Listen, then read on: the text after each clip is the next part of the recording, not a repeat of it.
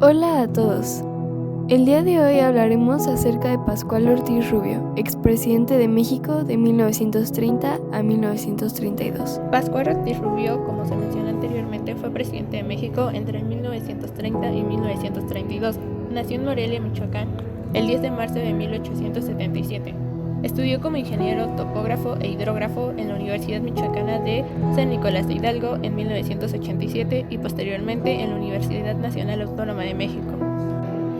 Ortiz Rubio estuvo activo en el periodo que se conoce como Maximato, de 1928 a 1934, durante los gobiernos de Plutarco Elías Calles y Emilio Portes Gil. Fungió como diplomático del país en Alemania y en Brasil, regresando a México para el comicio presidencial de 1930, del que resultó elegido como representante del Partido Nacional Revolucionario. Durante su mandato, Ortiz reformó el sistema monetario que operaba en el país, rectificó la libertad de cultos, decretó la Ley Federal del Trabajo y dividió la península de Baja California en 2 territorios y amplió la red telefónica.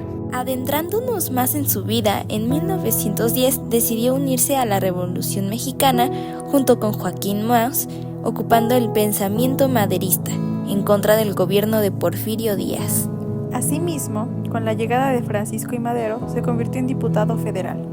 Uno de los sucesos más importantes para Pascual Ortiz Rubio fue su importante papel en el contexto del Plan de Agua Prieta, un movimiento liderado por Plutarco Elías Calles y otros generales sonorenses en 1920 que buscaba derrocar al presidente Venustiano Carranza. En ese momento, Ortiz Rubio se desempeñaba como gobernador de Michoacán, un puesto al que había llegado gracias al respaldo de Carranza. Sin embargo, al percibir la fuerza y el respaldo que el Plan de Agua Prieta estaba ganando entre los principales líderes militares del país, decidió unirse al movimiento.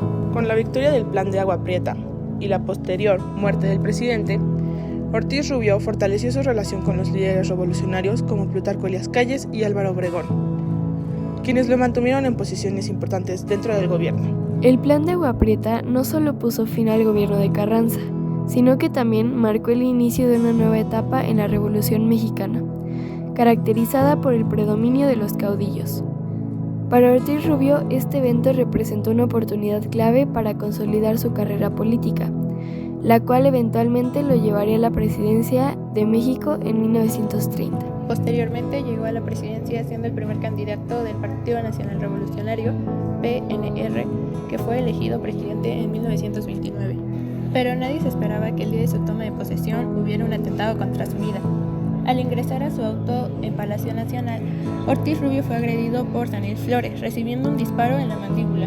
En ese entonces llamada circular telegráfica, hoy comunicado de prensa, el secretario de Gobierno y presidente del cargo, Emilio Portes Gil, anunciaba que el presidente constitucional de la República, ingeniero Pascual Ortiz Rubio, fue agredido a balazos por un individuo, quien le disparó 6 tiros, lesionándolo levemente en el maxilar derecho y causando también heridas de poca importancia en su esposa y en una sobrina suya.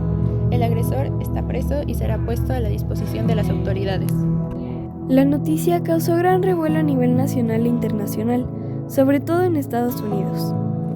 En nuestro país fue profunda la indignación de diversos sectores de la población, demostrando su reprobación ante el atentado con protestas públicas, desde campesinos, trabajadores, diputados del estado de Michoacán, jóvenes y del mismo clero. Por otro lado, durante el gobierno de Pascual Ortiz Rubio, se destaca su enfoque en la política económica. Su administración promovió el desarrollo industrial con el propósito de modernizar la economía y al mismo tiempo reducir la dependencia de las exportaciones agrícolas. También se implementaron políticas con la finalidad de atraer inversiones extranjeras y fomentar la creación de infraestructura industrial. De igual manera, impulsó programas de educación y salud pública y buscó mejorar la infraestructura de las áreas rurales, realizando proyectos de construcción de carreteras, ferrocarriles y puertos que facilitaron el comercio interno y externo. Sin embargo, estas se vieron limitadas debido a las restricciones presupuestarias y la resistencia de algunos grupos conservadores. Su gobierno se caracterizó por su pragmática política exterior, puesto que buscaba fortalecer las relaciones diplomáticas con Estados Unidos y otros países. Un punto clave fue la renegociación de la deuda externa y la defensa de los intereses económicos de México en el extranjero. En su presidencia se encontraron las siguientes ventajas: aportes nacionales, aceptó el ingreso de México a la Liga de las Naciones, recuperó para el país varias propiedades y construcciones que estaban en el poder de la Iglesia y delimitó territorios peninsulares de Campeche, Quintana Roo y Yucatán. Entre las desventajas se encuentra la crisis del capitalismo norteamericano.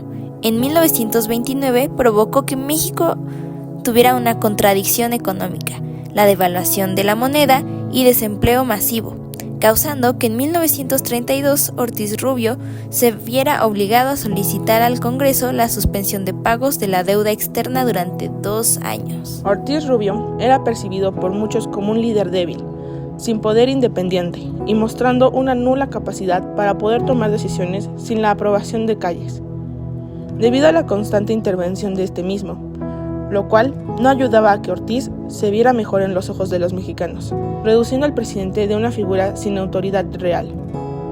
Todo esto volvió la situación insostenible para Ortiz Rubio, donde enfrentó problemas no solo de la política interna, sino también de su propio gabinete, compuesto en su mayoría por figuras leales a Calles. Fue por eso que el 2 de septiembre de 1932, Pascual Ortiz Rubio renunció a la presidencia, alegando la excesiva interferencia de Calles en su administración. En su renuncia, declaró que dejaba el cargo con las manos limpias de sangre o dinero, una clara referencia a su deseo de distanciarse de la política autoritaria de Calles. Ortiz se convirtió en uno de los pocos presidentes en abandonar el cargo, dimitiendo voluntariamente. Después de su renuncia, se exilió a los Estados Unidos hasta que Lázaro Cárdenas asumió la presidencia en 1935, cuando regresó a México. Después de renunciar en 1932, Pascual Ortiz Rubio regresó a apoyar a Lázaro Cárdenas a la cabeza de Petromex, y después de viajar por todo el país, murió en la Ciudad de México el 4 de noviembre de 1963. Ahora sí, aquí te van unos datos curiosos. ¿Sabías que durante su gobierno la idea de que Santa Claus les obsequiara regalos a los niños mexicanos no le gustó al entonces presidente Pascual Ortiz Rubio, quien desde el poder emitió un decreto para sustituir los regalos de Santa Claus por los del dios Quetzalcóatl? Otro dato curioso es que a pesar de haberse convertido en presidente de la República, la subordinación de Ortiz ante Calles era tal que incluso comenzó a recibir el apodo de Nopalito, como una alusión a la baba que produce esta planta. Bueno, muchas gracias a todos por ver este video, esperamos que les haya gustado y los invitamos a suscribirse a nuestro canal para que no se pierdan de todas las actualizaciones históricas. ¡Hasta la próxima!